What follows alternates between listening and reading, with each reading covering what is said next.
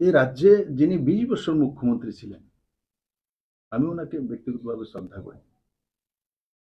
আমি এই রাজ্যের মানুষ, উনি আমারও মুখ্যমন্ত্রী ছিলেন, মানিক সরকার।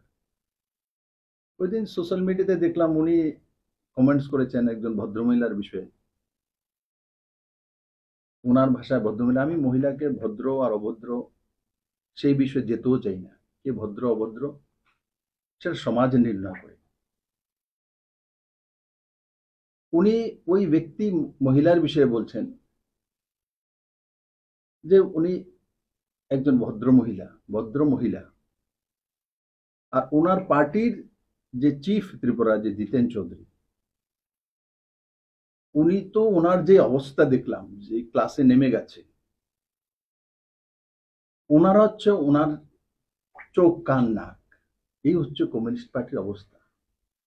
পুরো দেশের মধ্যে আজ পর্যন্ত আমি কোনো স্টেটে দেখিনি, না কংগ্রেসের কোনো বড় নেতা, না অপোজিশনের, সে মমতা ব্যানার্জি হোক, সে স্ট্যালিন হোক, সে উদ্ধব ঠাকরে হোক, কখনোই মোদিজিকে যেইভাবে যেই ল্যাঙ্গুয়েজ ব্যবহার করেছে মধ্যা, আমি আজ পর্যন্ত শুনিনি। মানিকদাকে যদি কেউ বলে মানিক্কা কয়, কেমন লাগবে? বিপ্লব তো বোধহয় সহ্য করবে না সেটা। জিতেন দাকে যদি বলে জিতেন না, কেমন লাগবে? কি স্তর ত্রিপুরাতে চলে গেছে। কমসে কম মানিক সরকারের কাছ থেকে আমি এটা আশা করি না যে উনি এই এই বিষয়টাকে সার্টিফিকেট দেবেন, ওই মহিলাকে সার্টিফিকেট দেবেন। জিতেন বাবু কতটা নিচে উপরে গেছে সেটা জিতেন বাবু জবাব দেবে। মানিক সরকারের কাছ থেকে আমি এটা আশা করি। মাননীয় প্রধানমন্ত্রীকে দিচ্ছে। দ্বিতীয় আজকে দেখলাম ভারতীয় জনতা পার্টির প্রেসিডেন্ট রাজীব বাবুর বিষয়ে কোন একটা বিষয়ে বলতে সময় উনি বলেছিলেন, কন্টেম্পট শব্দটা বলার সময় প্রনাউন্সিয়েশনে ভুল হতেই পারে। অনেক মানুষের অনেক কিছু হয়, যারা সাউথ ইন্ডিয়ান এক ধরনের ইংলিশ বলে, যারা বাঙালি এক ধরনের ইংলিশ বলে। এটা আমাদের মাতৃভাষা না। We are not ব্রিটিশার্স। পুরো কমিউনিস্টের সোশ্যাল মিডিয়াতে আমি দেখছি রাজীব বাবু বিজেপির প্রেসিডেন্ট, রাজ্যসভার এমপি, আর উনি প্রনাউন্সিয়েশন করতে পারে না। রাজীব বাবু যেই সময় ইংলিশ মিডিয়াম স্কুলে পড়বে তখন রাজীব বাবুর বাবার কাছে পয়সা নেই। জিতেন বাবুর বাবার মতো পয়সা ছিল না, ইংলিশ মিডিয়াম স্কুলে পড়াতে পারেনি রাজীব বাবুকে। রাজীব বাবু গরিব ঘরের ছেলে ছিলেন।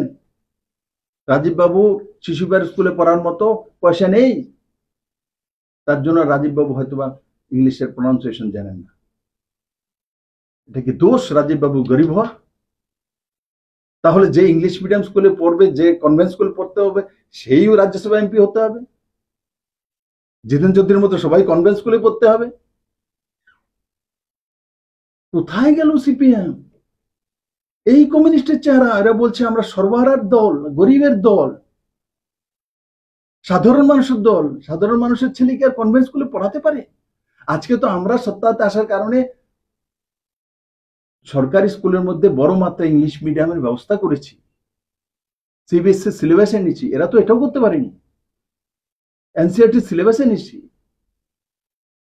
আজকে যখন আমি স্তরগুলো দেখি, কোথায় কমিউনিস্টের নিপেন চক্রবর্তীর কমিউনিস্ট কোথায় নিয়ে গেছে জিতেন বাবু, কাদের সঙ্গে নিয়ে চলাফেরা করে, কারা ওনার প্রহরী, ও সেটা দিয়ে দেখে নেব, এই করে নেব, এই করব।